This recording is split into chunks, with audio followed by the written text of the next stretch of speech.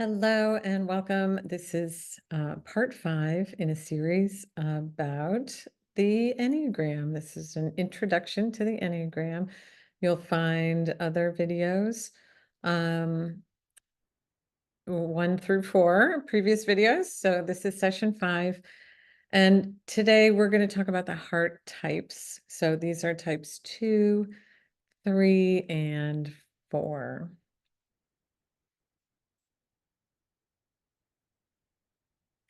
So in previous videos, we've talked about the 3 centers. There's the gut center. In the last video, I talked about types 8, 9, and 1. Today is going to be about the heart center. And there we have these 3 centers of intelligence, not just the head center, not just the brain, but there's a center of intelligence in the body, lower belly, actually, is where it's located, the kind of energy center there, and the heart center. And there are information signaling going all over from the brain to the body to the heart. It's kind of an interesting network of connection via the vagus nerve, different neurotransmitters and molecules. So there's really truth to the words intelligence centers, because there are neural tissues actually in the heart. And the Heart Math Institute does a wonderful job of educating people about how to create coherence with the heart. So we're going to talk about that in my last video in this series. So today we're going to dive into who are these heart types 2, 3, and 4. This center is really about our emotional intelligence, our relationship intelligence. So these types filter their reality, okay? So they're going to evaluate and make decisions about behavior based on emotion and connection to other people. So how their nervous system is geared for safety is finding safety through those connections, through that sense of identity for the 4, through a sense of value and worth, which is the 3, or a sense of belonging, which is the helper. So type 2 is known as the helper, the altruist, the caretaker. They value love. They value service, providing help and support for people. They're very intuitive about that. They tend to know what people need when they need it, or a situation. They're very tend to be altruistic, very positive, empathic. They're definitely people-oriented, individuals. They walk into a room and they have an intuitive sense of their surroundings. Actually, all of the heart types are that way. So it makes sense that they would excel in areas that require those strong collaboration skills, people skills, um, roles that would anticipate the needs of others. So they really shine when collaborating or organizing groups of people. So I think of the 2s I probably know, and they're the first ones that are going to organize, providing meals to a friend who is going through something difficult, that kind of thing.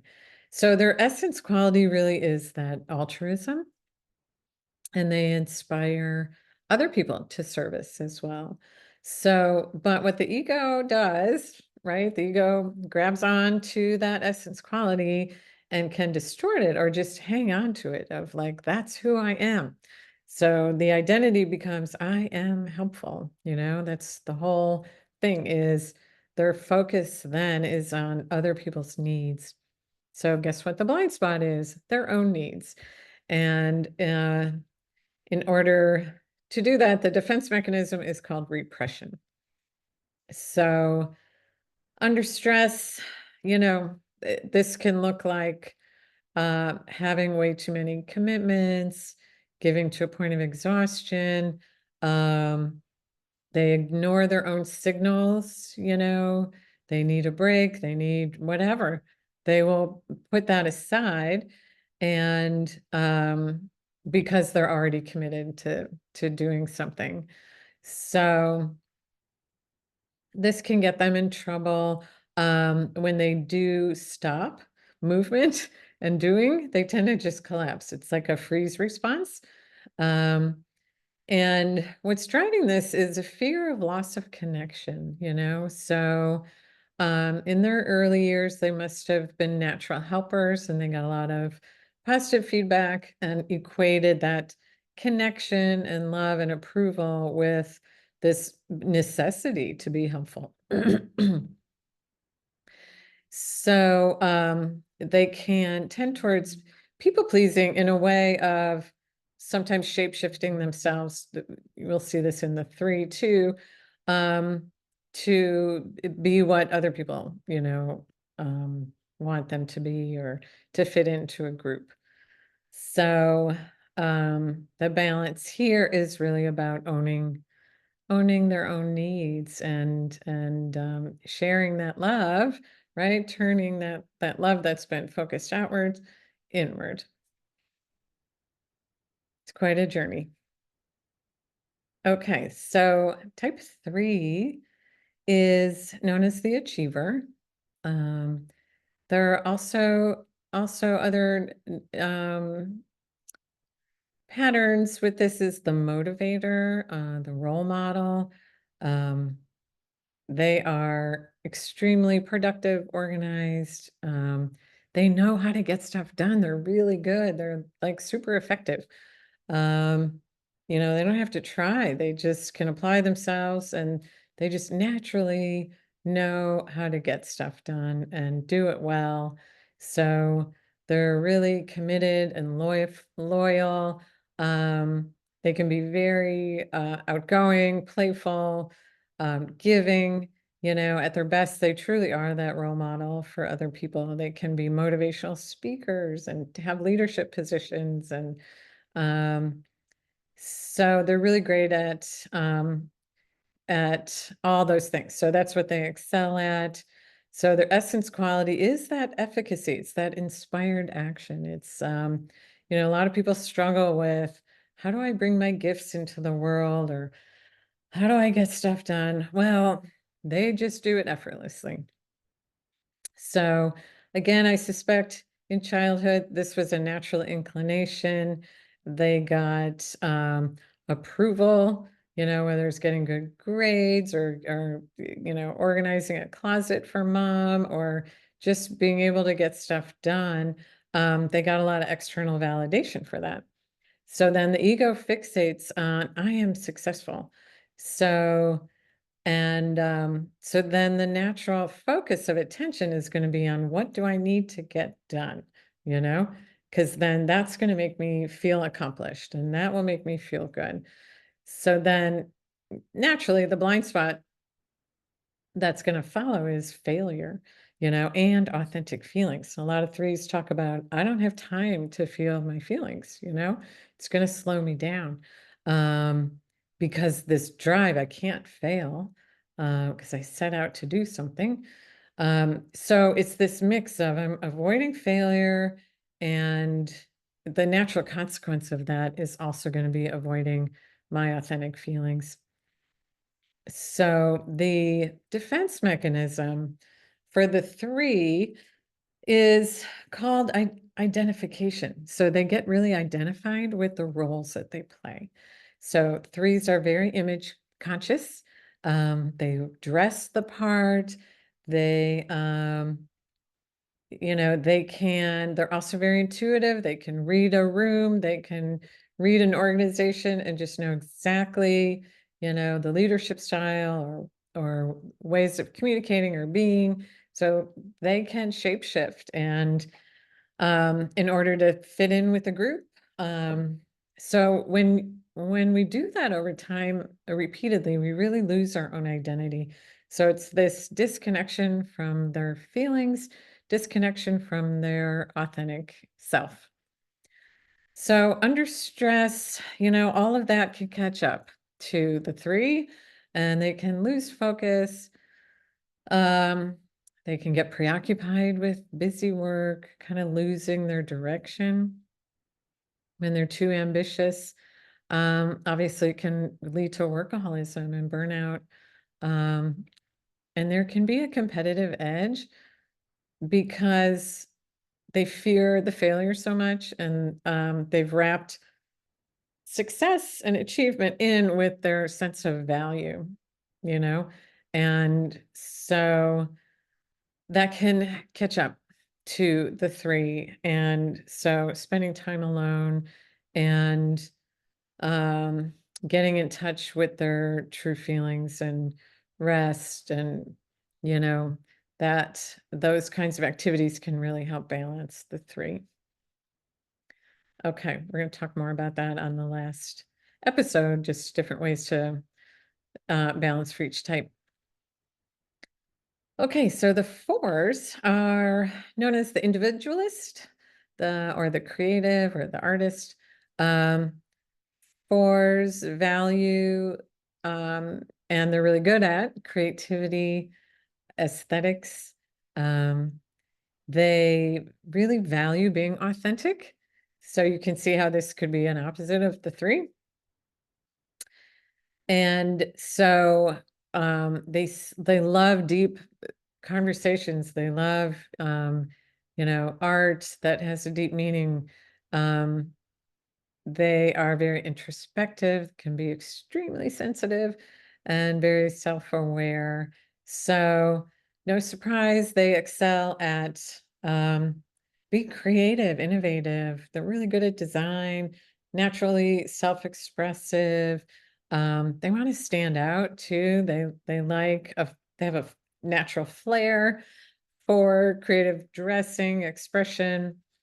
Um, they just have a beautiful touch of creating environments that are beautiful and harmonious. Um, and at their best, they can express feelings. So 4s are really in touch with their feelings and can get weighed down, but at their best, they can express those in a way that taps into this universal understanding, our shared humanity. So I think about playwrights and artists who really create these works that are like, it hits everybody in the heart. So the essence quality here is originality. It seems like they're just creative or connected to that creative source, you know, that's a mystery. So, but then their ego fixation becomes, I have to be special, I have to be unique. Um, and they tend to focus on what's missing. This type struggles with being happy with what they have. um, they tend to focus on what maybe there's somebody else who has what I have, or they've achieved what I want. What's wrong with me, so the blind spot or the shadow is just being ordinary. 4s feel or fear they won't be loved or accepted unless they truly are outstanding and unique and special in some way. So the defense mechanism here is called introjection, which is it's tricky. It's like, you might be in an environment and the 4 will internalize the conflict or the ideas or the voices of other people, and they'll make it part of themselves. Like I'm the one that's flawed. If there's conflict around or something like that, they turn it inward. Or if naturally someone moves on in a relationship, well, the 4 is gonna get attached to that and say it was, it was all me. There's something wrong with me. So under stress, 4s can sometimes really lack that confidence, and then really depend on others. Am I doing it right? How's my perform? And the feelings can be really heavy. So 4s can be prone to depressed moods, and again, turning that that depression, it's an inward, like something's missing within me, I'm defective. Um, but the beautiful thing is if they do the healing with the healing work, the inner work, and embrace their ordinariness, um, they will find that place of love within themselves. So that's the end of the heart types descriptions. For some reflection, since we all have these qualities within us, you can, for the two, think about your giving and receiving. What's the balance there? Are you um, giving to expect something in return? Do you give to the exclusion of your own needs? So those are things to think about. For the three, are you a slave to your to-do list? Do you fear failure? Is that an aspect that runs your motivation? Do you also ignore your own feelings and signals to slow down and rest? And the four, can you find a place of self-acceptance without having the need to prove that you're special? Um, and is there ways, even if you're not a four, are there ways that you get bogged down by your feelings and, the grass is greener somewhere else? Okay, thank you for watching, and the next video will be about the head center types. Okay, take care.